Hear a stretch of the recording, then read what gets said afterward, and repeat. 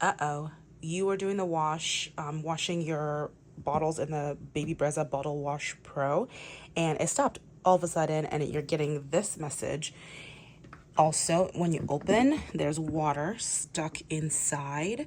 That means it didn't complete washing. So, what to do? There's an easy fix. You just press the wash mode and the dry mode. Press and hold for about 10 seconds. You hear that? It's emptying out.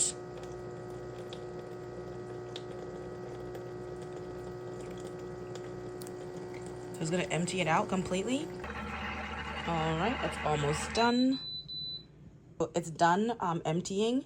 Just empty out the tank and then we run it all over again.